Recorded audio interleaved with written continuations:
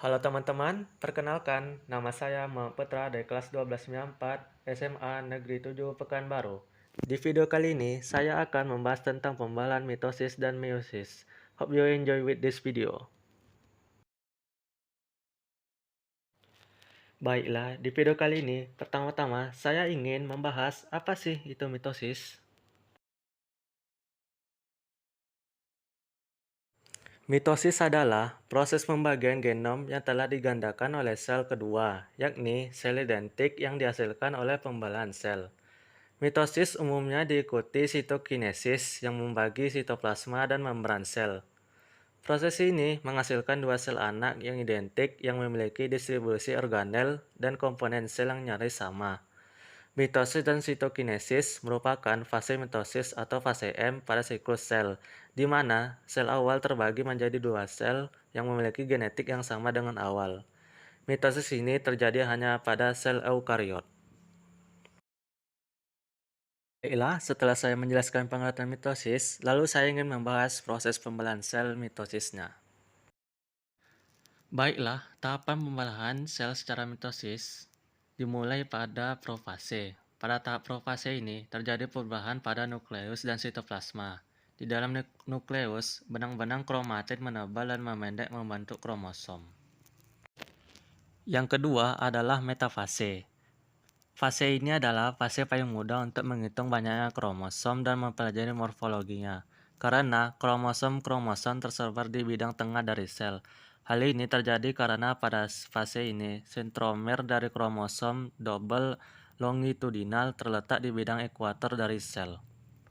Pada tahap ketiga yaitu anafase. Pada fase ini, sentromer membelah dan kedua buah kromatid memisahkan diri dan bergerak menuju ke kutub sel dari spindel yang berlawanan.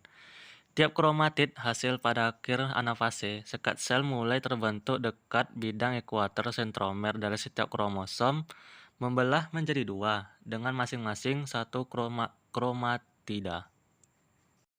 Dan yang terakhir, pada tahap mitosis ini adalah telofase.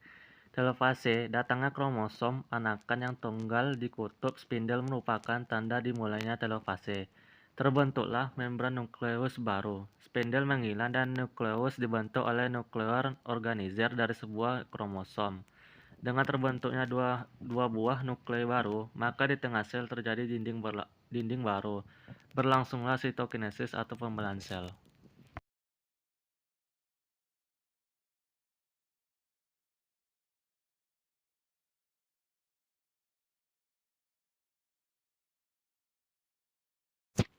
Baiklah, yang kedua atau yang terakhir, saya akan membahas meiosis.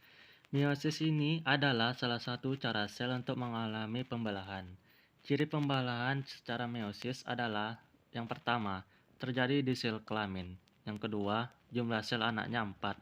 Yang ketiga, jumlah kromosom setengah induknya. Dan yang keempat, pembelahan terjadi 2 kali. Meiosis hanya terjadi pada fase reproduksi seksual atau pada jaringan Nuftaf. Pada meiosis, terjadi perpasangan dari kromosom homolog, serta terjadi pengurangan jumlah kromosom induk terhadap sel anak. Baiklah, kali ini saya akan membahas tentang fase-fase pembelahan meiosis. Pembelahan meiosis mirip dengan fase pembelahan mitosis. Tahapan pembelahan meiosis berlangsung dalam 2 tingkat, yaitu meiosis pertama dan meiosis kedua. Meiosis pertama yaitu profase 1.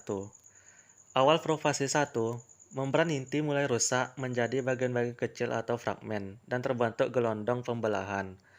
Di pertengahan profase pertama, benang-benang kromatin memadat menjadi kromosom dan kromosom homolog berpasangan. Dan pada akhir fase pertama, terjadi pindah silang atau pertukaran segmen molekul DNA yang sesuai di antara kromatid dan non-saudara. Setelah itu, pada metafase 1, kromosom berjejer pada bidang pembelahan. Seterusnya, anafase pertama, kromosom homolog memisah dan bergerak ke kutub-kutub yang berlawanan.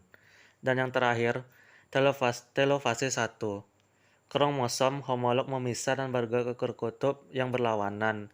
Membran inti mulai terbentuk kembali dan sitokinesis menyebabkan terbentuknya dua sel anakan yang bersifat haploid.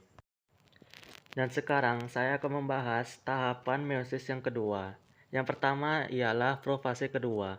Membran inti mulai rusak menjadi bagian-bagian kecil fragmen dan terbentuk gelombang pembelahan. Kromatid mulai bergerak ke bidang pembelahan. Kemudian yaitu metafase kedua. Kromosom berjejer pada bidang pembelahan. Selanjutnya anafase kedua. Kromatid terpisah dan bergerak ke kutub-kutub yang berlawanan. Dan yang terakhir, telofase kedua. Nukleus terbentuk, kromosom terurai membentuk kromatin dan sitokinesis terjadi. Baiklah, sekian dari video kali ini tentang mitosis dan meiosis serta tahapan pembelahannya. Maaf jika banyak kekurangan dalam video kali ini, karena saya masih proses belajar. Akhir kata, saya Muhammad Putra. Assalamualaikum warahmatullahi wabarakatuh.